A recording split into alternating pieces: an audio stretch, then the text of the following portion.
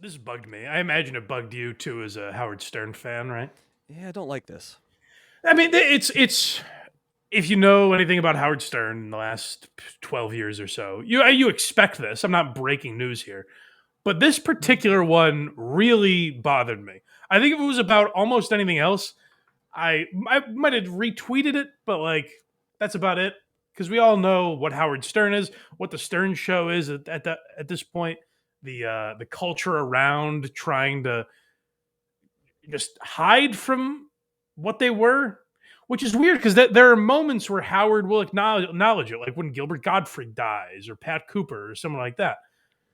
Like he'll acknowledge those old days, but he does it in such a bizarre way. So, if you don't know what I'm talking about, the great Bob Uecker passed away at 90. A wild career, like one of the most unique careers in entertainment, where like he was a great Tonight Show guest.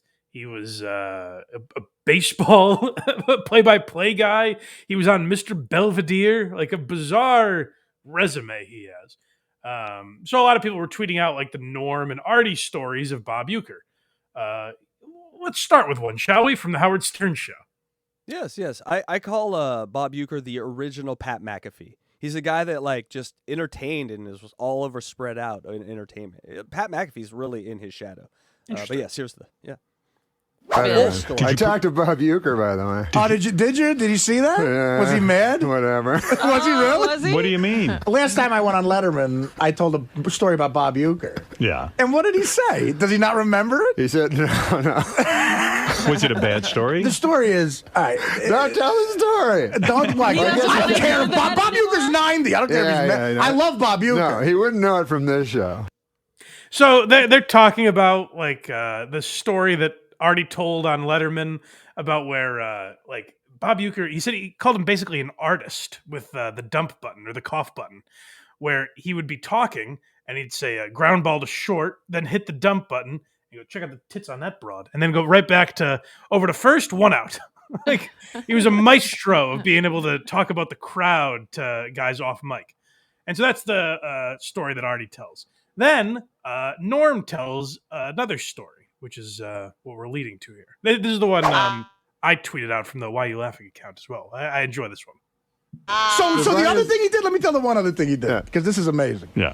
He sees John Fogerty. Oh, that was what I was going to say. Creedence Clearwater Let Revival. me tell that one. All right, go ahead, Norm. So he sees John Fogerty, from Creedence Clearwater Revival. So he's like, "Hey man, that fucker's a rock singer." He goes, "But he can get out of the sand trap like nobody's fucking business." I played in a charity tournament with him. So we're like, "Yeah, we know what John Fogerty is." And he goes, "At the seventh inning stretch, I'll have the fucker come up and sing for you." Fogerty's there with his kid, by the way. He's a big Cub fan. He's here with his 8-year-old son, John Fogerty. So we're like, no, you don't have to do that. Right, don't get John Fogerty to sing. Leave him for us. alone. It's all right. We don't want him singing in front of us. So then he gets mad at us. He goes, "Do you even know who fucking John Fogerty is?" So we go, yeah. He did Creedence Clearwater Revival. He goes, "Yeah, he did all that fucking shit." But anyway. It's a great story. You hear Artie interject there. You hear Artie's laugh and everything. And it's a fun Norm and Artie story. And they tell a bunch more Bob Uecker stories. So immediately when Bob Uecker died, I thought of these stories on Stern, like I'm sure a lot of people did. Evidently, the Howard Stern Show staff even thought of them. And this is very strange because Norm had such a connection to Artie on that show. A big part of the reason Artie ever got to Howard Stern was Norm bringing him on. Norm wanted to avoid Howard asking him about who he was dating. And he goes, "My opener is here, Artie Lange. He's got a good story. Come on, Artie." And from there, Artie became a fixture on the Howard Stern Show. Obviously, they're good friends for a long time. Artie is at a point in his life where, as far as I know, he's basically like dying in Florida. Like, I don't know what's going on with Artie. The last we heard of him, he did not sound well. There's all these rumors of what he's doing, but like, he's not even a public figure anymore.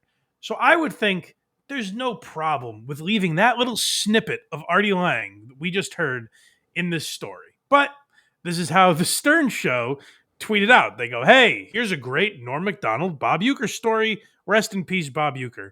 and this is how they decided to present it. I talked to Bob Uecker, by the way. I was in Arizona, so I said, I'll go to spring training. I went up to the booth. So he sees John Fogerty, from Creedence Clearwater Revival. So he's like, hey, man, that fucker's a rock singer, He goes, but he can get out of the sand trap like nobody's fucking business. I played in a charity tournament with him. So we're like, yeah. He goes, at the 7th inning stretch, I'll have the fucker come up and sing for you. So we're like, no, you don't have to do that. Leave him alone. It's all right. We don't want him singing in front of us. So then he gets mad at us. He goes, do you even know who fucking John Fogerty is? So we go, yeah, he did Creedence Clearwater Revival. He goes, yeah, he did all that fucking shit. I don't know how they did it. His laugh is quieter in this clip. Like, there were some parts he couldn't cut around because Artie was laughing. His laugh is quieter in that clip. Oh, yeah, they tried to cut every Artie. little bit of him out, huh? Yeah, they didn't even want his laugh in there, which is a really insane way to behave. But you hear, like, right away, right out of the gate when he goes, I talked to Bob Uecker the other day. The clip would be, I talked to Bob Uecker the other day, and Artie goes, was he mad? Mm-hmm. Like, right out of the gate. And then the clip where Stern interjects, it's all Artie, and then Stern just repeats what Artie was saying. And they cut that all out. So literally, they cut out context just to remove Artie. And here's where it annoys me, is like, Artie is a man, he's no longer offensive. He's essentially a historical figure.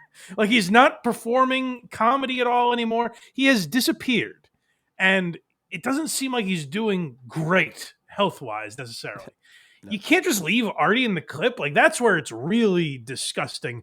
And it's beyond Howard trying to change his image.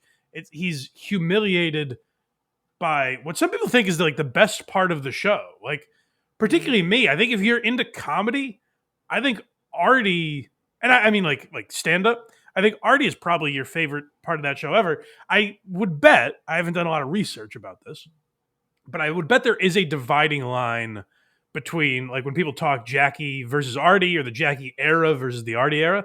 I bet there is a pretty clear dividing line among people who like other comedians versus people who just like the Stern show. And I think if, like, you're an actual comedy fan more than like a Stern fan, which I definitely fit into that category, I think you have such reverence for Artie because he changed what that show was, I think, in a positive way.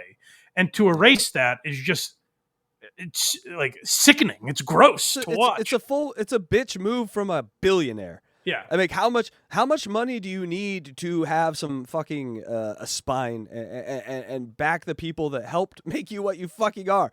Artie is a main reason why a lot of people love that era of Stern. Yeah. Electra, you saw both of those stories. Which one was better? Like, which one did the comedy gods, like, right? Obviously, the first one. I mean, I hate this whole cancel everybody thing. Like, you can't just. That's a good point. That's a good point too. Is like the Artie version is a better story. Yeah. So Stern has chosen anti-comedy to be his way out. I don't get it. I just watched Artie stand up for the first time a couple days ago, and loved it. There's a couple bits. Artie doesn't get enough credit. I don't think Artie was like the greatest stand-up, but there's a couple bits. He has one that I'm not saying these people stole it, but like they made it better. It evolved. But Artie had these bits first. It was about the word midget versus the N-word, which John Mulaney did years later.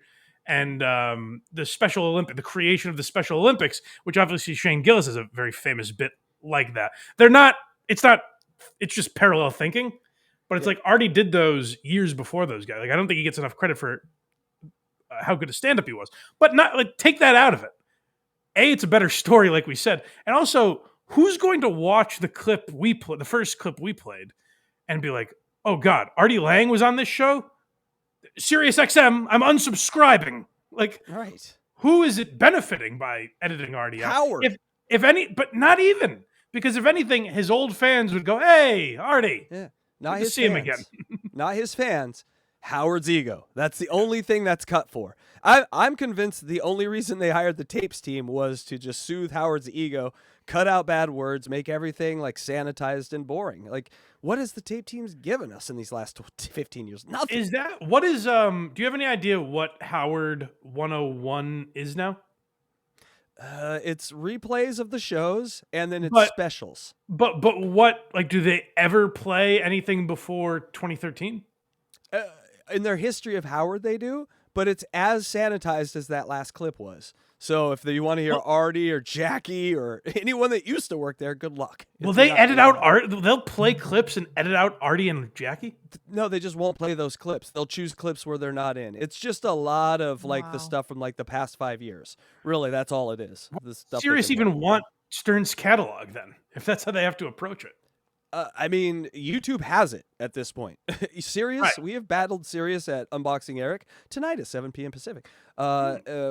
18 times over copyright issues, and every single time they just buckle at the end. They have no will because they know you're the only ones playing the good stuff. Why would we let you to stop? You know? Yeah, it is like I said, 99% of other clips they tweeted wouldn't have even crossed my radar. Probably someone sent this to me on Twitter, and I expected to be like, oh yeah, it's Stern cutting shit.